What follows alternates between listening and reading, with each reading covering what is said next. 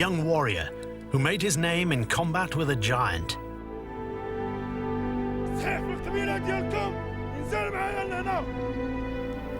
It's one of the most famous battles of all time.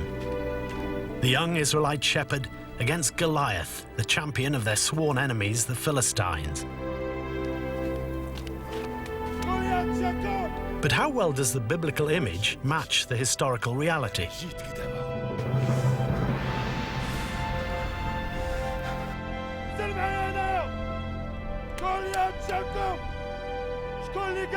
Military historians accept that one-to-one combat between warriors was a recognized battle tactic. Single combat in ancient warfare was quite common, especially before two armies joined battle. Champions from one side would come forward, the heavyweight champion of X would go out and challenge the champion of Y. The Philistine champion Goliath is described as heavily armored, a claim that's consistent with the archaeological evidence.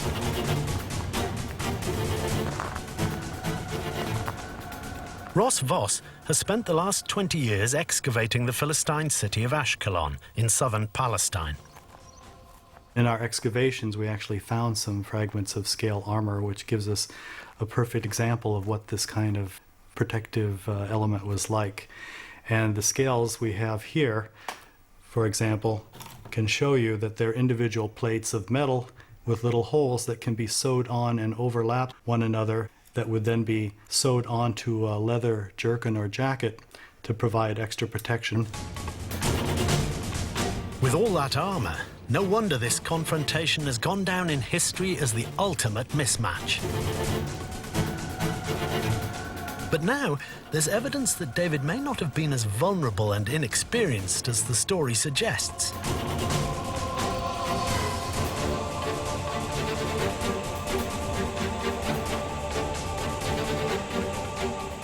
David, the Bible says, refused to wear armor to battle. This would have allowed him to be more mobile than his opponent. Especially since Goliath's armor is thought to have weighed over 120 pounds. David is wearing no armor. Goliath is weighed down under a ton of it. Goliath keeps saying to David, come on, come on, come on. Why does he keep saying, come on, get near, get near? Because David can't be caught. He is dancing around Goliath. He's uncatchable. In fact, Goliath's size may have worked against him. He's described as a giant, a man about 9 or 10 feet tall. Now, modern medicine can explain that what may have caused Goliath's great height could have hidden a great weakness. It's 2:30, please. Chris Greener is one of the tallest men in Europe. He stands at more than 7.5 feet tall. Cheers. Thank you. When I left primary school at the age of 10, I was taller than most of the teachers. I was certainly the tallest pupil, no two ways about it. When I left school, I was about 6'7", and 7 years later, when I was named tallest man in Britain, I was 7'5". So in 7 years, I grew 10 inches. Doctors have a name for Chris's condition: acromegalic gigantism. Chris has travelled to Oxford to meet up with one of his former doctors. Hello, Chris. Hello, Johnny. How are you? I'm well. Very nice to see you. It's been a few years, hasn't it? Yes. Come in. Gigantism is excessive growth, and that is usually caused by a pituitary tumour where too much growth hormone is made, and this circulates in the blood and causes the bones to grow to an excessive length. Gigantism is very, very rare, and in the United Kingdom we have no accurate figures, but I would have thought there were a couple of handfuls of people who are giants. Experts have been aware of the condition since the late 19th century, but they believe it's been around a lot longer. I think it's been around since time immemorial, because we're going back a long way if we're talking about Goliath. Goliath's height will have almost certainly been a result of gigantism and a tumour making too much growth hormone. There's really nothing else that causes that degree of enormity. In the Bible, Goliath's size gives him an unfair advantage over David. Doctors now believe that left untreated, gigantism can cause handicaps. When it started, you had some problems with your vision, didn't you? I had double vision. That's what kicked it all off many years, 30 odd years ago. But you know why you get that, don't you? Well, Can I show you some X-rays? Yeah, sure. As the pituitary tumour grows, it starts to press on the optic nerve. That is a pituitary which is normal in size, and that pituitary is not touching the eye nerve, as you can see. Yeah. Whereas this particular patient has a large pituitary tumour, which you can see here, and if it goes into the side, you can actually get double vision, but if it goes upwards like that, you lose fields of vision, so you can't see out of the sides of your eye. All right. Okay. I want to ask you about your BMWs. Goliath had the psychological advantage because of his tall stature, but David actually had the advantage because Goliath, unbeknown to David, had visual field problems probably, which will have not only impaired his vision but likely to have impaired his mobility as well. David didn't just have mobility on his side against Goliath. The Bible says he was the king's armour-bearer.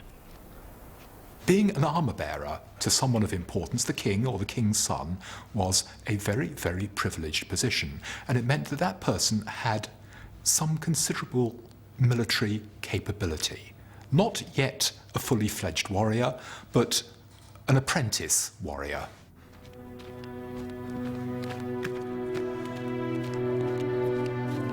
No one denies that David faced Goliath with only a sling as a weapon. On the face of it, hardly a match for the giant's sword and spear.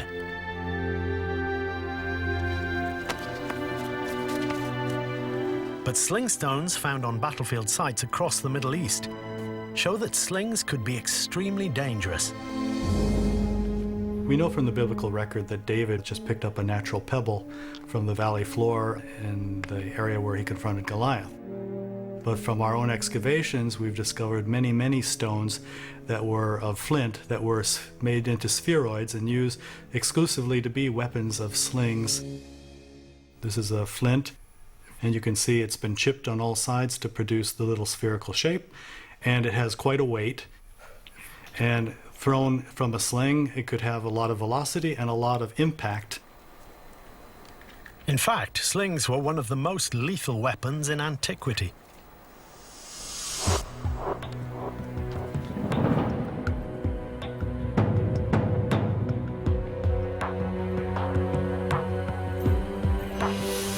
Alan Birkbeck is an expert in ballistics at Glasgow University. He has acted as an expert witness in court on injuries inflicted by weapons.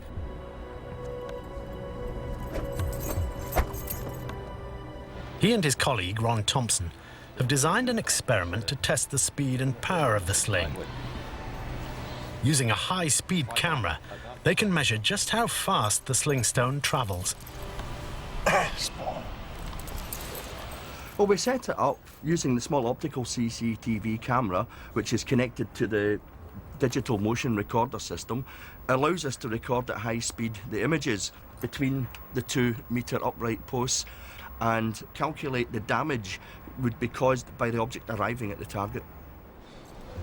Alan has to sling the stone between the 2 upright posts for the camera to capture its flight.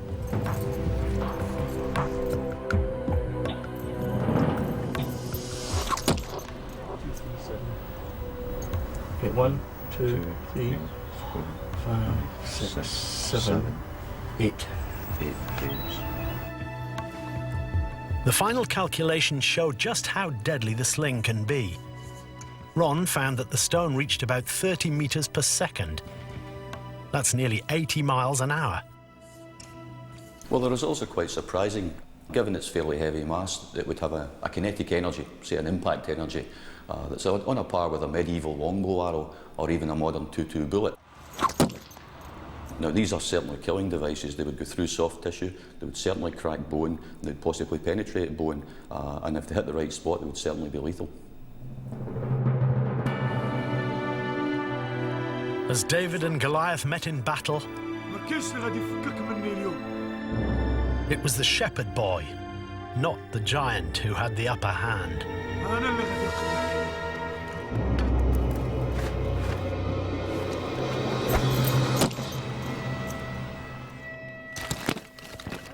With one blow, David is victorious. Then a final act reveals him to be very knowledgeable of the battle traditions of his day. David took the head of Goliath and Goliath's weapons as trophies of the defeat of the enemy. A trophy is taken for display to terrify the enemy, to demonstrate the power of us who killed the other guy. There's more to David's battle with Goliath than meets the eye. And that's true of almost everything about this man.